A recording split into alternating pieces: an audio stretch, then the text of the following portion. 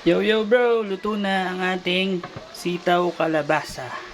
Sarap niyan bro, oh. Makulo po, oh. Goods na goods ang ating luto bro. Sakto lang.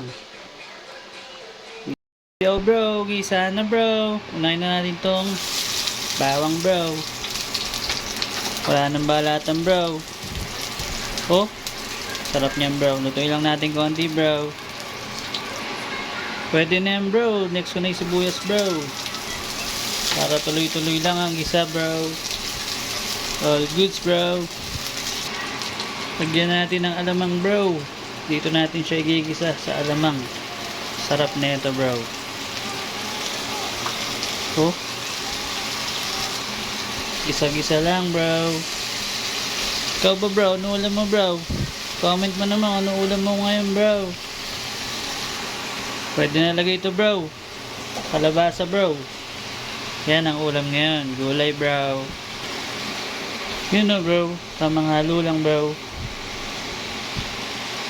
Pwede nang sabawan bro. Nang palambutin natin siya. Oh. Takpan muna natin bro ng ilang minuto lang para lumambot. Pakulo na bro. Timplahan ko lang ng paminta bro. Masarap.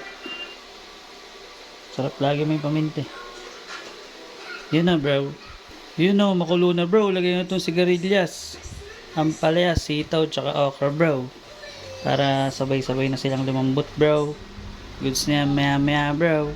Timplahan ko na rin bro ng magic sarap bro. Para sumarap-sarap ang timpla. Oop. Syempre bro, may sahog yan. Hipon bro. Mabilis lang maluto yan bro eh. Kaya medyo late yan. Lagyan ko rin ng gata bro. Para masarap lalo. Ginataan yan. Oh. Medyo buo-buo pa yung gata eh. Galing sa rep bro. Yun oh. Yo yo bro. Oh, luto na bro. Oh. Uy. Pwede na magsandok bro. Tikman natin. Sakto na ang timpla bro. Pwede na kumain bro. Gusto na to bro. Ano? Sandok na bro ah. Let's go bro. Yo yo bro. Luto na ang ating sitaw kalabasa. Sarap niyan bro oh. Makulo po. Oh. Goods na goods ang ating luto bro. Sakto lang.